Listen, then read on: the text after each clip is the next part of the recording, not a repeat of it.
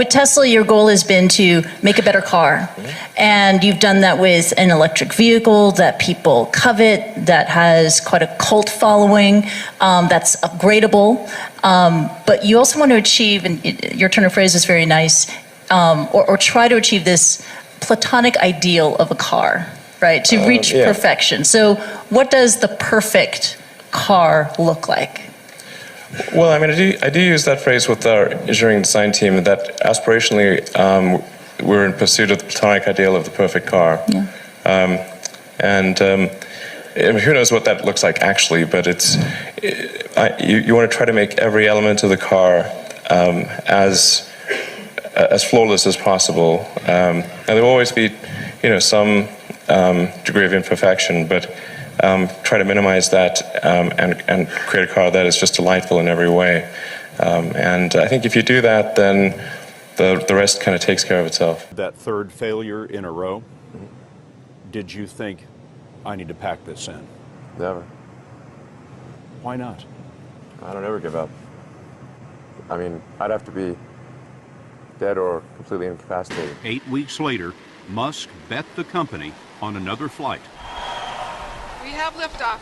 And this time around, everything worked. Perfect. If that fourth launch hadn't worked, that would have been it. We would have not had the resources to mount a fifth. Really liking what you do, whatever area that you get into, given that even if you're the best, there's always a chance of failure. So I think it's important that you really like whatever you're doing. If you don't like it, life is too short. If you like what you're doing, you think about it even when you're not working. I mean, it's something that your mind is drawn to, and if you don't like it, you just really can't make it work, I think. So many people try to talk me out of starting a rocket company. It was crazy. One good friend of mine collected a whole series of videos of rockets blowing up and made me watch those. He just didn't want me to lose all my money. We're doing these things that seem unlikely to succeed, and we've been fortunate, and at least thus far they have succeeded. Now is the time to take risk. You don't have kids. As you get older, your obligations increase. So and once you have a family, you start taking risk not just for yourself, but for your family as well. It gets much harder to do things that might not work out. So now is the time to do that before you have those obligations. So I would encourage you to take risks now. Do something bold. You won't regret it. The failures are not the most terrible things. Well, you have to learn from it and react to it. Yeah, exactly. When you're building something new, there's going to be mistakes. Yeah. And it's important to recognize those mistakes, acknowledge them, and take corrective action. Oh. And the success of a company is very much more about how quick are you to fix the mistakes, not will you make mistakes. Or admit the mistakes. Yeah, absolutely. Yeah. And if you see the difference between a startup that is successful and one that is not, and it's because the successful one, they both made mistakes, but the successful one recognized the mistakes, fixed them very quickly, and the unsuccessful one tries to deny that the mistakes exist. Extremely smart people are sometimes quite arrogant because they believe in what they believe in, right? And so when they face criticism, it's less likely to admit, they can make mistakes. Was that in your case? I learned it when I was studying physics. In physics, you're taught to always question yourself. You're taught to always assume that you're wrong, not assume that you're right, and you have to prove yourself not wrong. And so I think that physics framework is really where I learned it, and it's very effective for learning counterintuitive things that aren't obvious.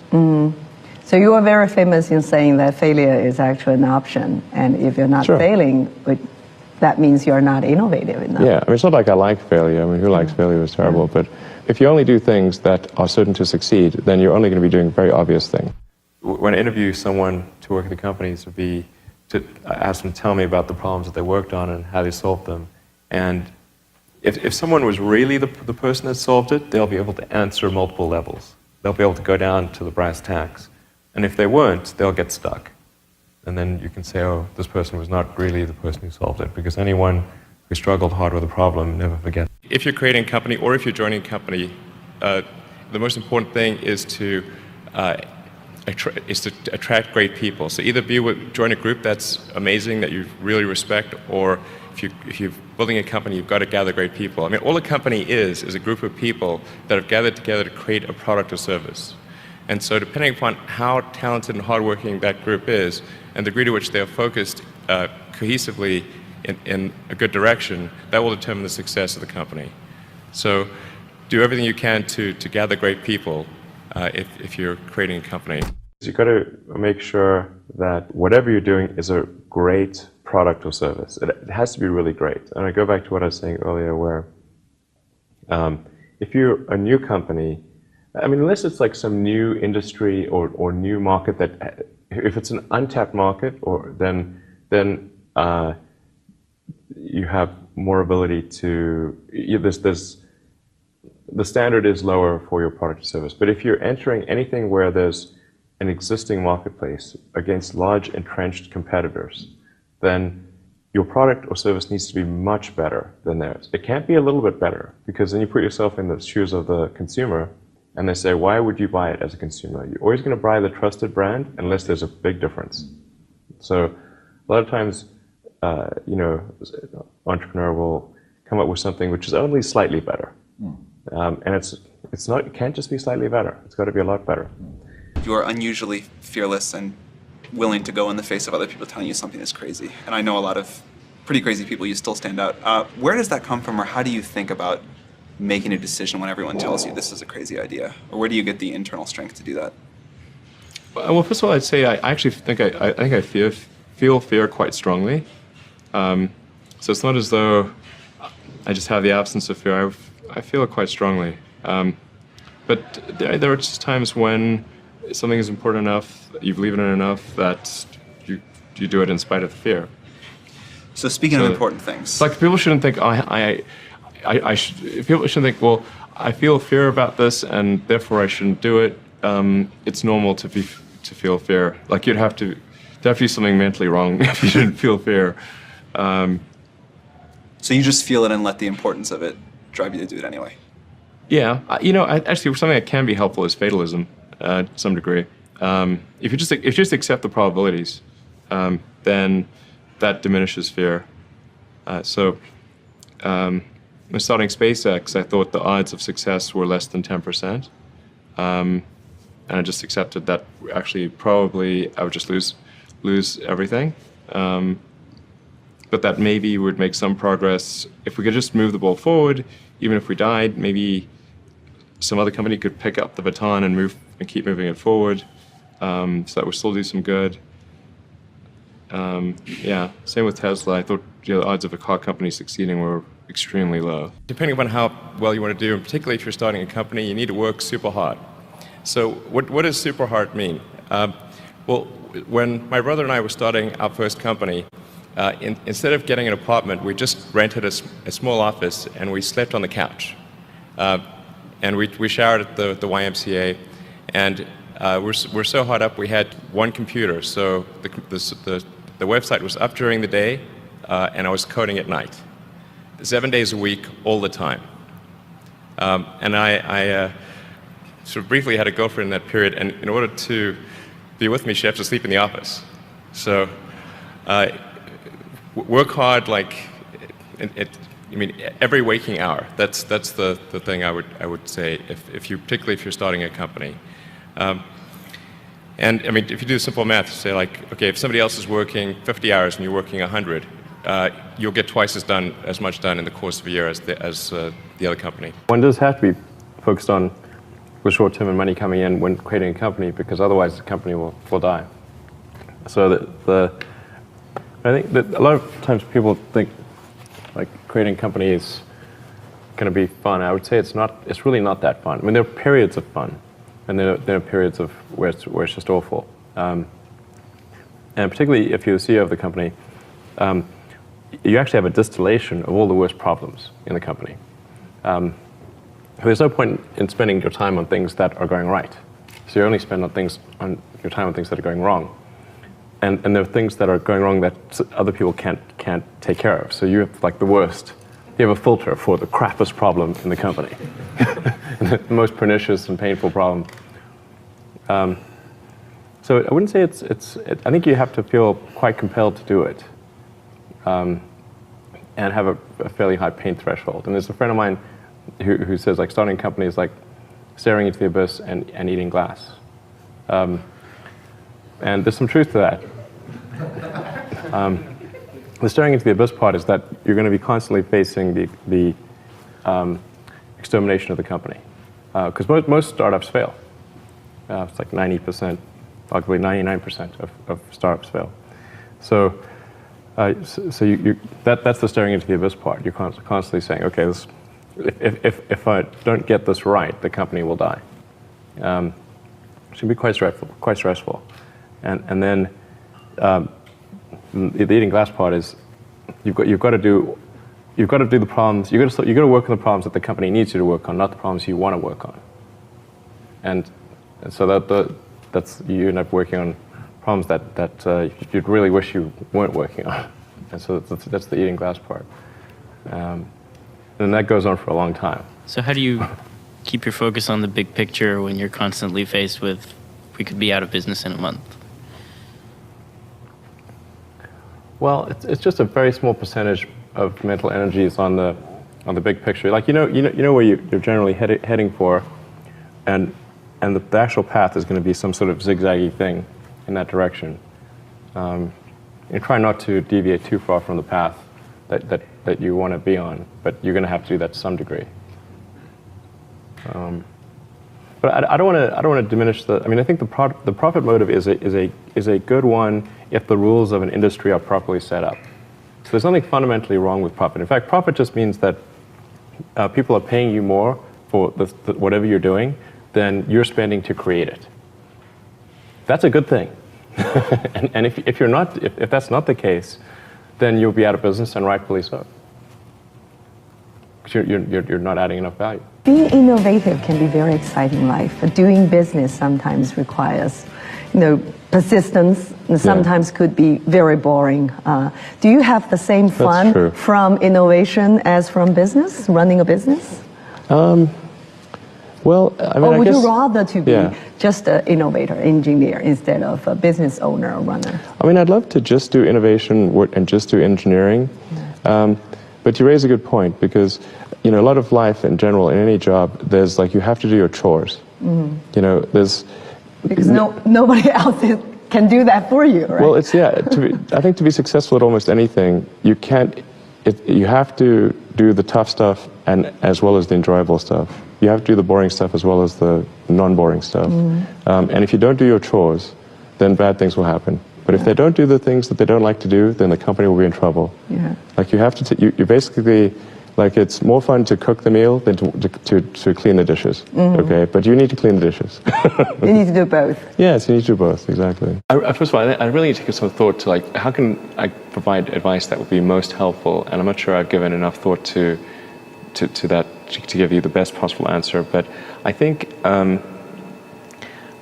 certainly being focused on something that you're confident will have high value to someone else, and just being really rigorous in making that assessment, because people tend to, a natural human tendency is wishful thinking. So a challenge for entrepreneurs is to say, well, what's the difference between really believing in your ideals and sticking to them versus pursuing some unrealistic dream that doesn't actually have merit? And that is a really difficult thing to tell. Can you tell the difference between those two things? Right. So you need to be sort of very rigorous in your self-analysis. I think certainly extremely tenacious, and then just work like hell. I mean, you just have to put in, 80 to 100 hour weeks every week. Gosh, and then a lot of work. All those things improve the odds of success. Okay.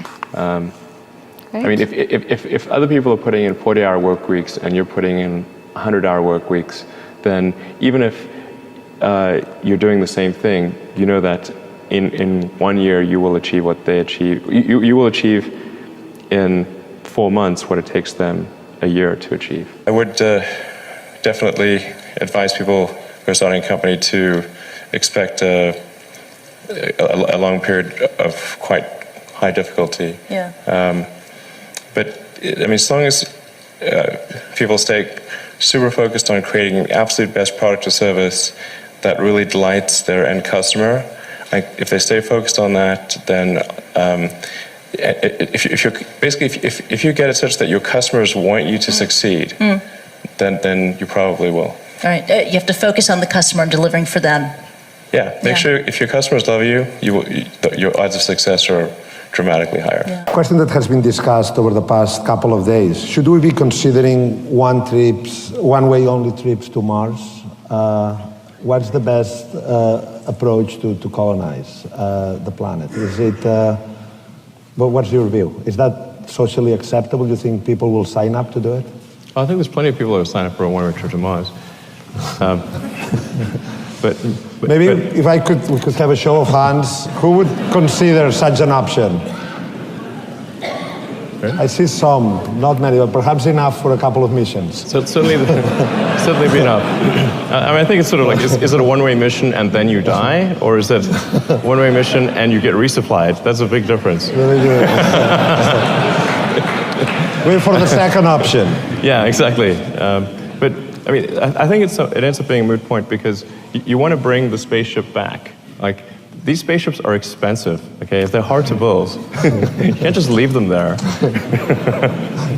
So whether or not people want to come back or not is kind of, like, they can jump on it if they want, but they need the spaceship back. Thank you.